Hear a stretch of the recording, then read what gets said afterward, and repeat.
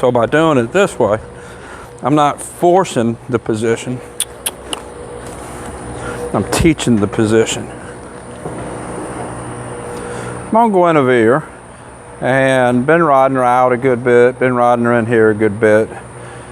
And today I want to work a little bit more on her getting off of my legs, a little bit more on her shoulders following her nose, a little bit on some collection. All things to progress her, get her steering better as far as using her body better. A little bit of neck rein going.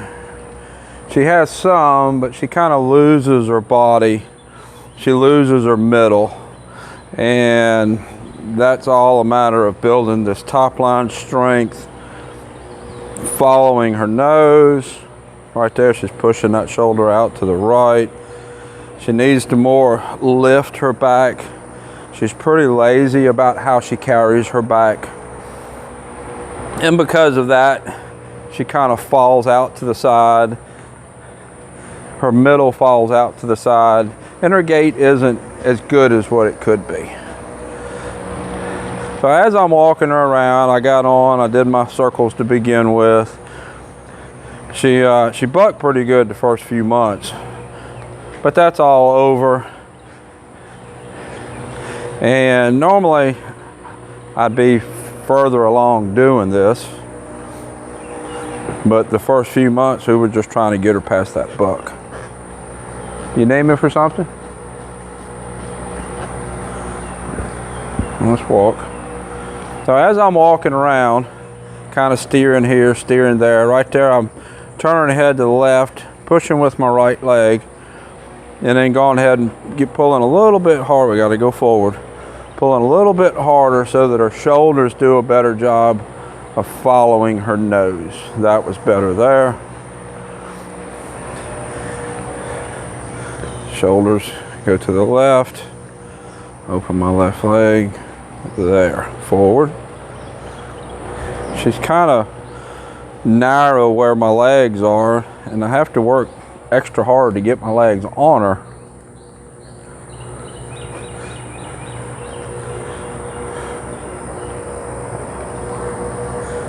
We've done a good bit of the leg yielding, kind of getting her shoulders broke loose from her face, and that has done good.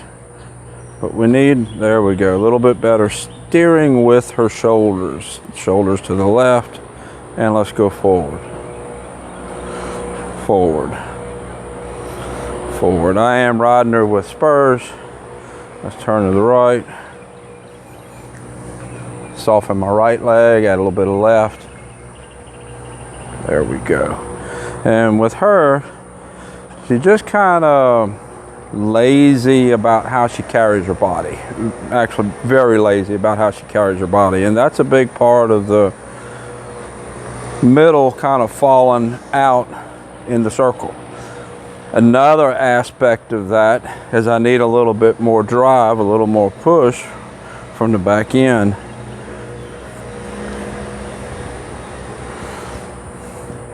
And lift the middle, all typical carrying her body correctly kind of stuff. Right there, shoulders kind of fell to the outside. Now let's ask her to move out a little bit faster.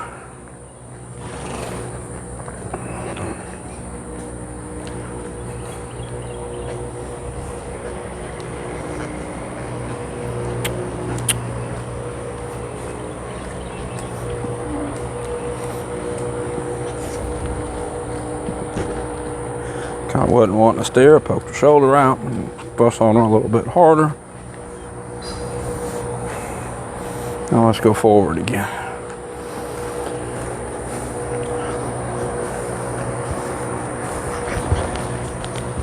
Humped her back up like she wanted to buck and complain about going forward.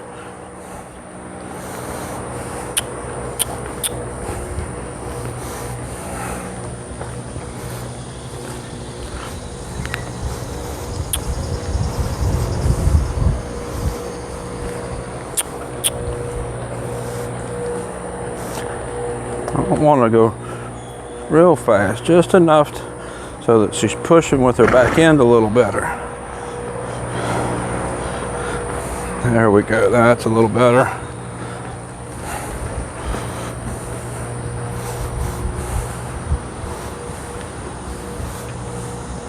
Forward.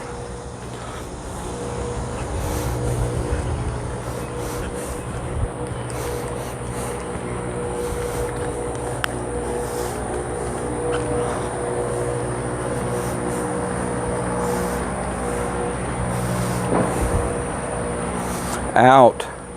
When I'm riding her out, she just naturally has a little bit more go, a little easier to make it happen out there. I can't really video out there. There we go. So I think it was last year, maybe year before last, I had a pair of patrons come in, and one of them would just kind of poke his body out, try to drag me around, or her body, it was a mare, her body, drag me around, didn't want to steer. But when I added forward, asked her to go, the steering got better. It's kind of similar here with this horse. We go, the steering gets better. Gets our mind more thinking forward, go someplace, instead of just kind of wallowing on my hands.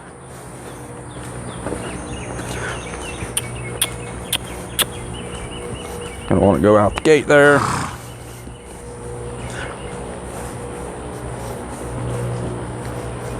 There we go.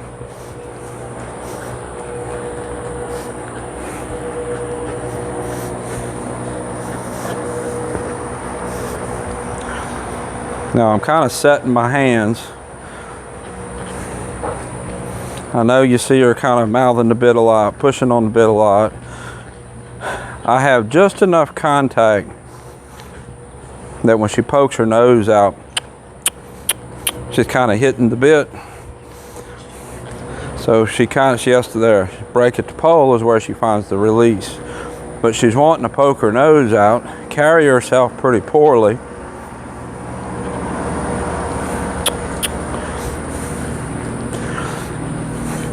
So making just kind of setting my hands.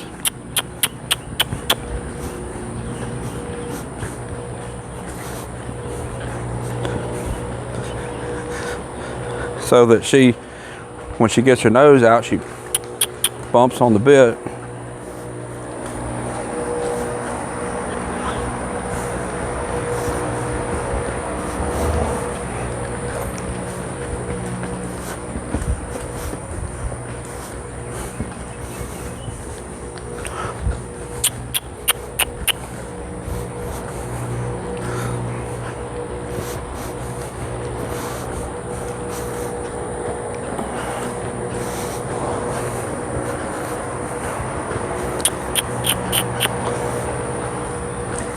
Gotta have forward.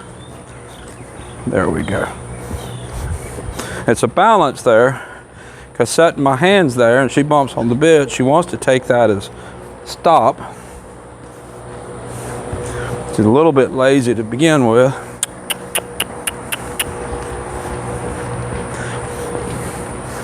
And I'm bumping with my spurs, asking for forward. Get a little forward.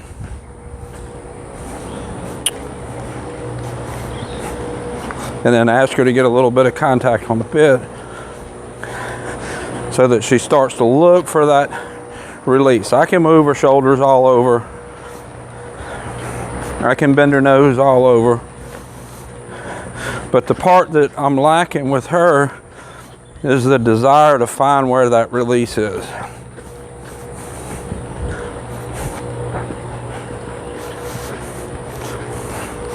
So by asking her to push forward from the back end, and that's the go that I'm asking for with my legs, and then just kind of setting my hands for her to find that release.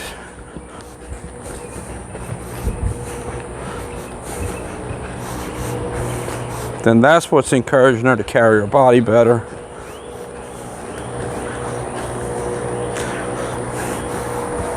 It's hard because I'm asking her to lift her middle, follow her nose with her shoulders. Right here, she wants to go out the gate. That's where we've been riding. That's out to the pasture. That's where she'd rather be. But I need to be able to work this in here too.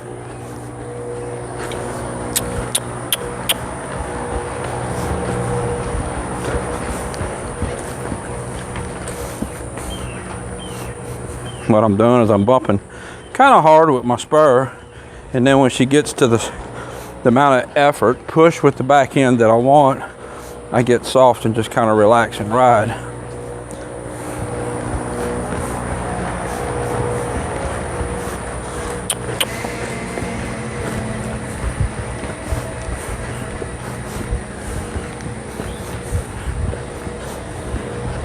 There's a little bit better. She breaks at the pole a little bit, softens to my hands a little bit. I'll give her a little bit more slack.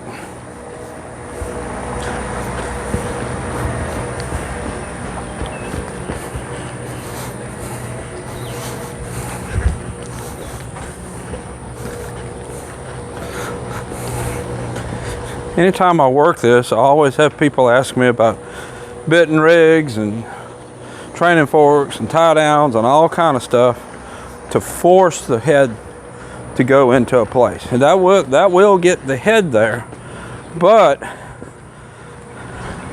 in the process of making the head get there, you're not really building the muscle that the horse needs to keep the head there.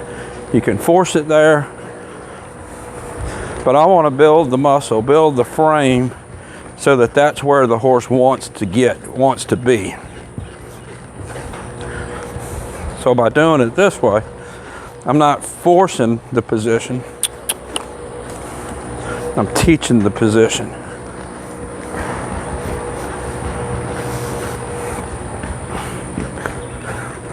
I was at a clinic in Massachusetts a few weeks ago, and somebody was riding with a training fork, and I told them to take it off and throw it away. That's not something that I ride with, don't care for them. It kind of has a purpose. If you have a horse that's wanting to throw their head to the point of being dangerous and you want to protect yourself, I can get that. But for a training tool, to me, it's really not a very effective training tool.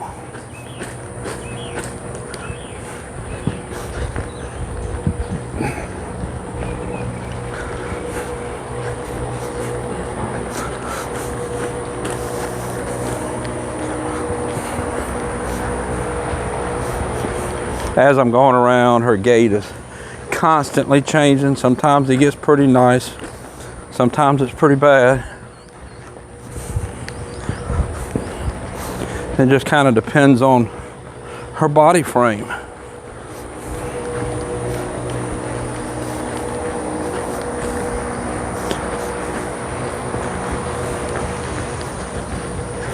And that's the whole point of teaching the horse to carry their body correctly. There we go. So that they build the muscle, so that that correct body position is easy.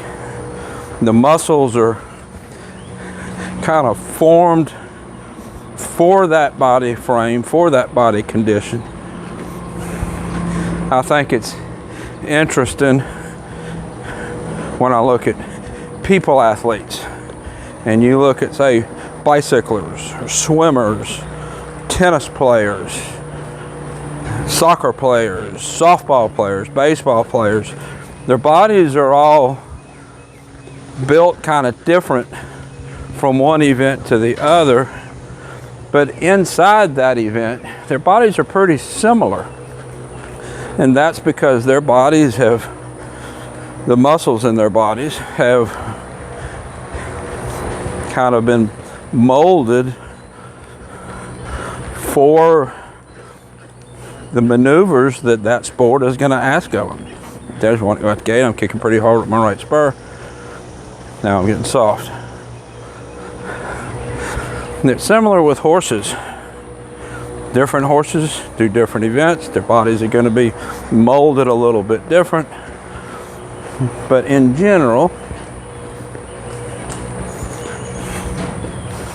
they're all going to be carrying themselves in a collected manner. Their conformation, different horses' conformation, how they're built, kind of determines a lot about the overall look, the overall picture that they're looking for. That's why reining horse and dressage horse, even though they're looking for similar things as far as collection, that's why the overall picture looks a lot different, because the horse's conformations are different, built different. Necks are shaped different. Necks tie into their shoulders different. And if you try to make a reining horse look like a dressage horse, he's not going to be able to function as good. You make a dressage horse look like a reining horse, he's not going to be able to function as good. All to do with their conformation.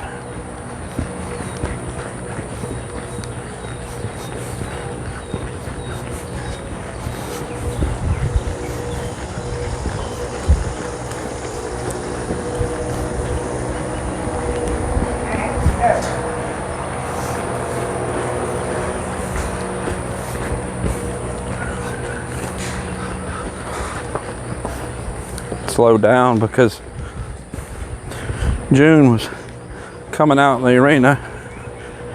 Just had a tendency to chase a couple horses. Didn't want her to come chase this one. She's also had a couple horses tell her that that is not the appropriate thing to do. She's learning her lesson. Still don't trust her.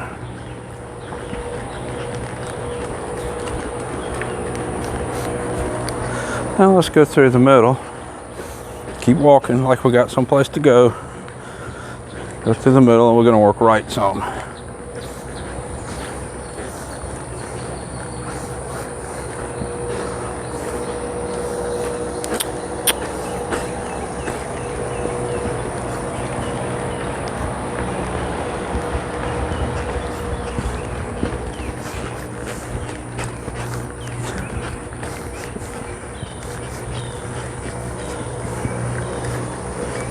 Notice the difference from when I first got on her to now,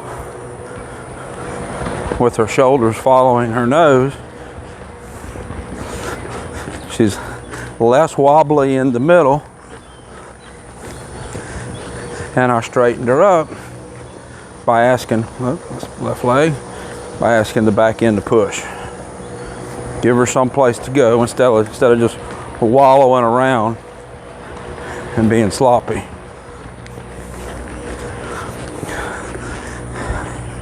A lot of situations I've seen people with a horse like that, and they just kind of fall into the trap of the horse falls right, they go left, horse falls left, they go right. They're not done. And it just never gets better because they're just constantly counter steering to whatever direction the horse is falling, instead of just going forward, looking up, looking at something and going somewhere. Not done.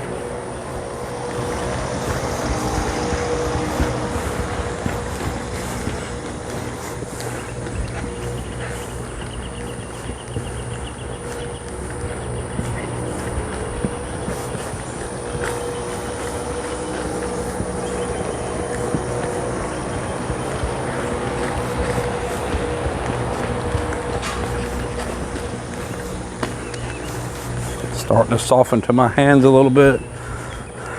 She's losing some forward. She's getting a little tired, but she's also softening to my hands a little bit.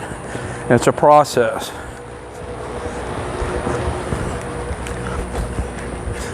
When I feel her bump on my right hand, I'll bump a little with my left leg. Feel her bump on my left hand, I'll bump with my left leg. Send her forward.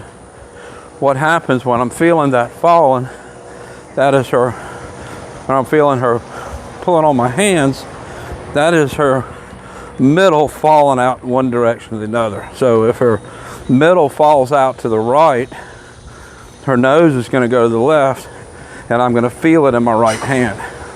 So I'll bump up my right leg. If her middle falls out to the left, her nose is going to go to the right, so I'll feel that in my left hand. So that's why whatever hand I feel her pulling more on, I bump with the leg on that same side. That fixes the middle, which is causing her to kind of fall out.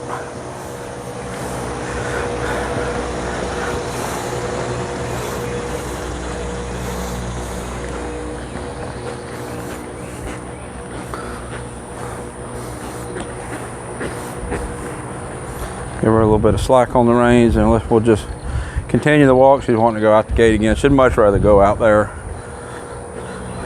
but I can't video out there to show you what I'm working on. So that's why we've got to do it in here. I've posted a picture or two of her going across the bridge and walking around out there, but it's a lot easier to get this kind of work done out there. And that's where I've mostly been working.